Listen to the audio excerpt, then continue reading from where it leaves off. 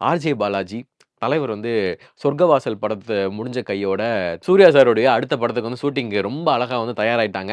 அதுவும் இல்லாம கங்குவா படத்துக்கு அப்புறமா சூர்யா சாருக்கு அது எப்படின்னா ரொம்ப சோசியல் மீடியாலயும் சரி, நெறைய பேர் வந்து ரொம்ப ட்ரோல் பண்ணி, ரொம்ப அந்த மனுஷன இப்ப பார்க்கும்போது ஒரு மாரி கோவிலுக்குலாம் போக வச்ச தலைவன கஷ்டப்படுத்திட்டீங்கடா! அப்படின்ற மாரி ஒரு மாரி ஆழ் மனசுல தோணுச்சு. But he will give biggest comeback அப்படின்னு தான் சொல்லணும். கம்பேக்ன்னு சொல்ல முடியாது. ஆல்ரெடி தலைவன் ஃபார்ம் தான்.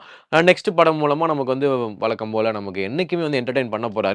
ஆர்ஜே பாலாஜியோட டைரக்ஷன்ல சூர்யா சார் நடிக்கக்கூடிய இந்த படத்துல வந்து பார்த்தீங்கன்னா, சூர்யா சார் ஜெய் பீம் படத்துக்கு அப்புறமா மீண்டும் வக்கீல் அதாவது ஒரு மிகப்பெரிய ஒரு லாயரா வந்து வரப்போறதாக ஒரு தகவல் வந்து வந்திருக்கு.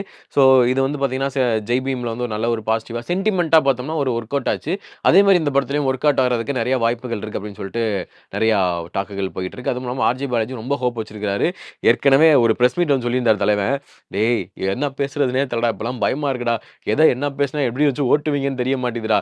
சின்ன விஷயமான கூட அதிகமா யோசிக்க வேண்டியதா இருக்குடா. ஏன்டா இப்படி பண்றீங்க?" அப்படின்ற மாரி சொல்லியிருப்பாரு. அதுவும் இல்லாம சூர்யா சார் நான் வந்து ரொம்ப ரொம்ப நான் நம்புறேன் அப்படின்ற மாரி ரொம்ப பாசிட்டிவா வந்து பேசியிருப்பாரு. கண்டிப்பா ஆர்ஜே பாலாஜியோட ரைட்டிங்ல சூர்யா சார பார்க்க போறது ஒரு மாரி நமக்கு ஒரு மிகப்பெரிய ஒரு கிஃப்ட்டா இருக்கும் அப்படின்னு தான் சொல்லணும்.